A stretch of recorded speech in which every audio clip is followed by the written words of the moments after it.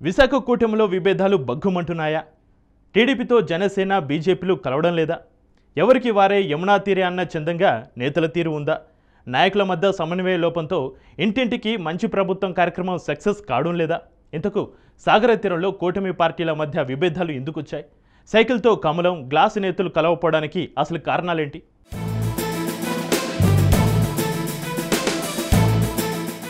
ఆంధ్రప్రదేశ్లో కూటమి ప్రభుత్వం ఏర్పాటై ఏడాది పూర్తయిన సందర్భంగా ఇంటింటికి ప్రజాప్రతినిధులు, పార్టీల నేతలు వెళ్లి ప్రభుత్వం అమలు చేస్తున్న సంక్షేమ, అభివృద్ధి కార్యక్రమాల గురించి వివరించాలని కూటమి అగ్రనేతలు నిర్ణయించారు. దీనికి సంబంధించి తెలుగుదేశం పార్టీ ఓ అడుగు ముందుకు వేసి సమావేశం కూడా నిర్వహించింది. తమ ఏడాది ఘనతను ప్రజల్లోకి దూకుడుగా తీసుకువెళ్లాలని డిసైడ్ అయ్యారు టీడీపీ నాయకులు. పాలనను ప్రజల్లోకి తీసుకువెళ్లాలనుకోవడం మంచిదే. గతంలో వైసీపీ సింగిల్గా గెలిచి గడప గడపకు కార్యక్రమంతో ఇంటింటికి వెళ్ళింది. కానీ ఇప్పటి ప్రభుత్వంలో టీడీపీ, జనసేన, బీజేపీ భాగస్వాములు కావడంతో అందరూ కలిసొస్తారా లేదా అనేది క్యాడర్లో ఆలోచన రేకెత్తిస్తోంది. ముఖ్యంగా ఉమ్మడి విశాఖలో పైకి కనిపించినంతగా కూటమి పార్టీల క్యాడర్లో కానీ, నాయకుల్లో కానీ సఖ్యత లేదు.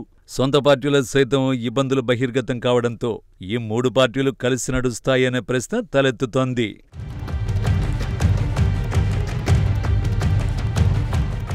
పీలా శ్రీను వర్సెస్ గండి Babji, Ganta Srinivasarao versus Vishnukumar Raju, Konathala Ramakrishna versus Veerabhadrarao, Vamsikrishna versus Seethamraju Sudhakar, ఇలా అగ్రనేతల మధ్య విభేదాలు భగ్గుమంటున్నాయి. ముఖ్యంగా చోడవరంలో జనసేన, టీడీపీ నాయకుల మధ్య గ్రావెల్ వారు జరుగుతోంది. సమన్వయం చేయాల్సిన అధిష్టానం దృష్టి పెట్టకపోవడంతో ఇంటింటికి ప్రజాప్రతినిధులు కార్యక్రమంపై నీలినెడ్డలు కమ్ముకున్నాయి.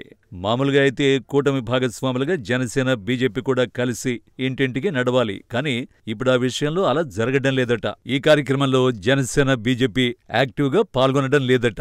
ఇంటింటికి విషయంలో తెలుగుదేశం నాయకులే ముందున్నారని, మిగతా రెండు పార్టీల నేతలు యాక్టివ్గా లేరనే టాక్ నడుస్తోంది.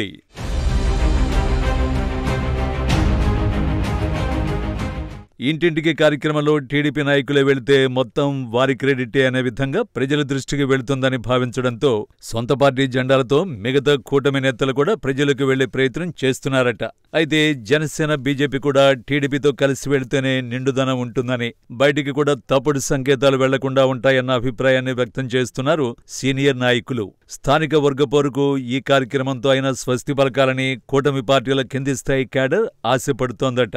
అగ్రనాయకులు బండారు, కొణతాల లాంటి నాయకులు పార్టీలో సముచిత స్థానం లేదని, ఈ కార్యక్రమంపై అంత శ్రద్ధ చూపడం లేదట. అధినాయకులు చెప్పిన పని చేయకుంటే ఏమవుతుందో అర్థం కాక మరికొందరు ఇబ్బందులు పడుతున్నారట.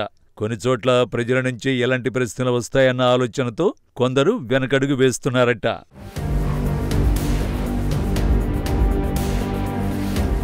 మొత్తానికి రాష్ట్రంలో కూటమి తీరు ఓ రకంగా ఉంటే ఉమ్మడి విశాఖలో మరో రకంగా ఉందట.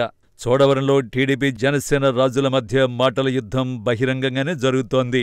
కూటమిలో ఉన్న జనసేన నాయకుడు పీవీఐఎన్ రాజు ఎమ్మెల్యే రాజుపై పరోక్ష విమర్శలు గుప్పిస్తున్నారట. ఇసుక, గ్రావెల్ రోడ్లపై విమర్శలు చేస్తూ కూటమిలో ఉంటూ ప్రతిపక్ష పాత్ర పోషిస్తున్నారట.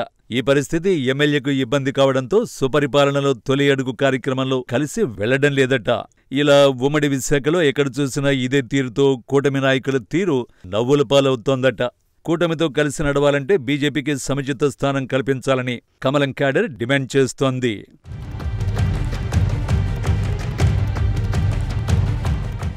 ఏపీ కూటమిలో పెద్దన్న పాత్రలో ఉంది టీడీపీ. జనసేన, బీజేపీ తర్వాతి స్థానాల్లో ఉన్నాయి. ఈ విషయం యోగాంధ్రతో బయటపడింది. దీంతో తమకు ప్రాధాన్యం లేకుండా కలిసి రాలేమని జనసేన, బీజేపీ నేతలు తెగేసి చెప్తున్నారట. ఉమ్మడి విశాఖ జిల్లాలో టీడీపీ, జనసేన, బీజేపీ మధ్య విభేదాలున్నాయి. దీంతో ఇంటింటికి కార్యక్రమం ఉమ్మడి విశాఖ జిల్లాలో తూతు మంత్రంగానే జరుగుతోందట.